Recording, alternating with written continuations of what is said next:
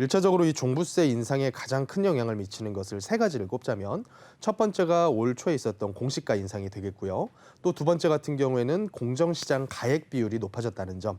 그리고 마지막으로는 다주택자 분들께는 세율까지 거의 2배 가까운 정도 수치로 인상이 됐다는 점이 이 세 가지가 합산이 되면서 우리 다주택자 분들을 압박을 하는 것 같습니다. 그래서 첫 번째로 공시가 인상이 얼마만큼 되었을까를 우리가 전년과 비교를 해서 한번 살펴보겠는데요. 제가 서울 시내의 유명 아파트 단지들을 여러 가지를 한번 조사를 해봤습니다. 이게 올해 공시가가 발표가 되면서부터 제가 한번 뽑아왔었던 자료인데, 예를 들자면 가장 유명한 재건축 아파트인 음마아파트 같은 경우에 전년도 공시 가격이 약 13억 6천만 원 정도로 책정이 돼 있었습니다. 그런데 올해 넘어오면서부터는 이 공시가가 15억 초반대까지 약 11% 정도 확 뛴 거를 우리가 볼 수가 있고요.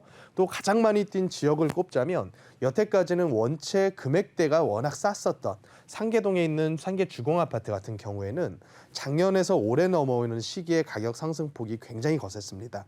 그래서 공시가 인상도 이 부분을 상당수 반영을 많이 하면서 전년도까지 3억 400만 원이었던 공시 가격이 올해부터는 4억 3천만 원. 퍼센테이지 비율로 따져보면 공시가 인상폭이 무려 40%를 넘어설 정도로 굉장히 급격한 공시가 인상이 보여졌다고 보시면 됩니다. 그래서 전반적으로 여태껏 발표된 공시가액들을 쭉 보면 이 공시가 집계가 됐었던 올 초 실제 거래됐었던 가격 대비해서 이 공시가에 대한 비율을 우리가 기준 시장 이 비율을 가지고 우리가 기준 시가 비율이다 이렇게 얘기를 하는데, 시가 대비한 공시가의 그 비율이 한 70% 정도에 맞추려고 상당히 많이 노력한 흔적이 많이 보입니다.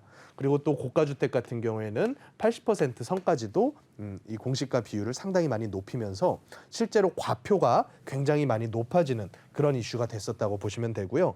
또 그다음으로 이번에 최근에 발표됐었던 1주택자에 대한 종부세에 대한 고지서가 대략적으로, 물론 이 안에 모든 공제 항목이라던가 이런 부분들을 담을 수는 없지만 대략적으로 어느 정도까지 인상됐을까, 이 부분을 한번 같이 살펴보시면 음아파트 한 채를 단독 명의로 가지고 계셨던 분께서 작년도까지는 한 1년에 약 525만 원 정도의 종부세를 냈었다라고 보시면 올해부터는 약 670만 원 정도, 금액대로 보면 거의 200만 원을 150만 원을 넘어설 정도로 금액대가 약간 부담스럽게 올랐다는 점을 우리가 발견할 수가 있고요. 또 예를 들어서 반포자이 같은 강남 주요한 아파트, 대단지 아파트 같은 경우에는 전년도에 약 1,320만 원 정도, 1,330만 원 정도의 종부세를 납부를 했다면 올해부터는 약 1,600만 원 정도. 그래서 1주택자들이 평균적으로 전년 대비해서 얼마만큼 종부세를 더 부담하게 됐느냐, 이 부분을 한번 평균을 내보니까 약 43% 정도의 그 종부세 인상이 있었다라고 보여집니다. 하지만 이런 부분들을 가격하고 같이 비교를 해본다면 전년도에서 올해 넘어오면서 뛴 가격이 수억인데 종부세 100만 원, 200만 원 더 부과한다 그래서 이게 형평성에 어긋나느냐, 이런 목소리가 사실은 무주택자분들께 많이 나오고 있는 현실이죠. 그렇다 보니까 지금 올라가 있는 이 가격대를 실제로는 손에 쥐어본 적도, 그렇다고 내가 팔 계획도 없으신 그냥 거주하는 1주택자분들은 상당히 억울할 수가 있겠지만, 그렇다 그래서 이렇게 인상된 안이 소송을 한다거나 헌법 소원을 한다 그래서 쉽게 줄여줄 것 같지는 않다라고 보여집니다. 그래서 안타깝지만 늘어난 종부세라던가 재산세 같은 경우에는 앞으로 계속해서 우리 유주택자 분들께서 부담을 하셔야지만 가능한 이런 금액이라고 보여지고요. 그다음으로 가장 중요한 다주택자 분들의 종부세 부분을 한번 같이 보시자면, 다주택자 분들은 종부세 부담액이 굉장히 많이 늘어났습니다. 현실적으로 보면 이런 분이 있다라고 한번 가정을 해볼게요.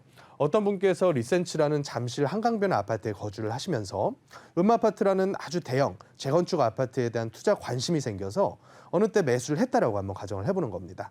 그런데 이분께서 공동명의라던가 혹은 명의를 분산시키는 것이 아니라 한 분 개인 명의로 이 두 채를 다 등기를 치렀다. 그러면 이분께서 작년까지 부담하셨던 종부세액이 약 3,300만 원이었다면 올해부터는 거의 7,500만 원에 달할 정도로 거의 2배 이상 점프를 했습니다. 또 어떤 분께서는 도곡 레슬이라는 강남 아파트를 보유를 하시면서 투자 목적으로 상계동에다가 주공 아파트 한 채를 샀습니다. 그래서 두 채 다 본인 단독 명의로 보유를 하시는 분께서 전년도까지 약 1,800만 원 정도의 종부세를 냈다면 올해부터는 거의 5,300만 원에 달할 정도로 이 종부세액이 수배가 점프를 한 걸 우리가 확인을 할 수가 있어요. 그래서 이런 부분들이 정확하게 이 금액이 나온다라는 개념이 아니라 어느 정도 비율로 인상이 됐느냐를 우리가 살펴봐야겠죠. 그래서 얼마만큼의 비율이 인상이 됐느냐를 보니까 156%가량 종부세가 인상이 됐다.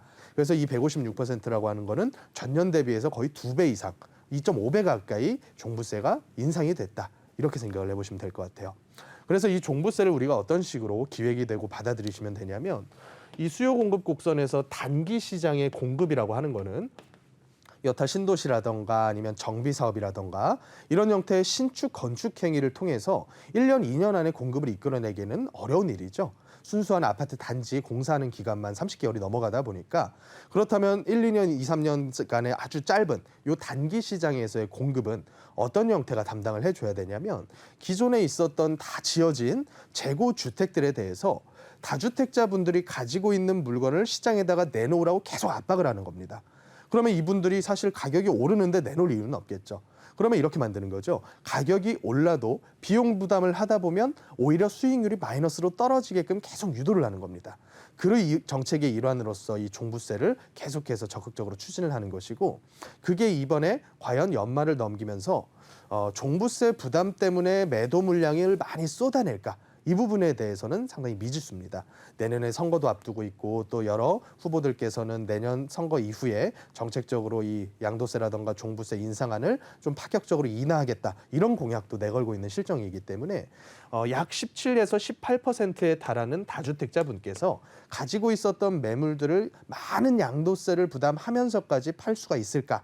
라는 부분은 사실 의문이라고 보시면 될 것 같아요. 물론 이게 효과가 아예 없다기보다는 심리적인 압박과 더불어서 일부 소득이 많이 줄어드신 은퇴하신 분이라던가 이런 분들께는 팔고자 하는 유인이 될 수가 있겠죠. 그래서 결과적으로 보면 공급이 일부 늘어는 나겠지만 수요가 큰 폭으로 심리가 깔아앉는다거나 이런 일이 같이 수반되지 않고서는 일순간의 폭락이라고 보기보다는 지금처럼 형성돼 있는 고점에서의 이런 단기 랠리가 앞으로도 수개월 동안은 조금 더 이어질 가능성이 커 보인다. 물론 이런 심리적인 압박이 있다 보면 여태껏 한 5, 6개월 동안 이어지고 있는 거래 절벽이 다시 거래가 활성화되기는 상당히 어려운 일이겠죠. 그래서 전반적으로 이 종부세에 대한 어느 정도의 금액만큼의 인상이 있을 것인지와 더불어서 앞으로의 효과를 간단하게 살펴봤고요. 이어지는 시간을 통해서는 구체적인 우리 시청자분들의 상담을 들어볼 텐데, 상담 내용이라던가 이 앞서 말씀드린 세미나 내용이 좀 짧아서 부족하시다 하시는 분들께서는 내일과 모레 있는 제 세미나에서는 보다 자세하고 구체적으로 이런 내용들을 다루고 있습니다. 미리 예약을 해주시고 참석해 주시면 감사하겠습니다.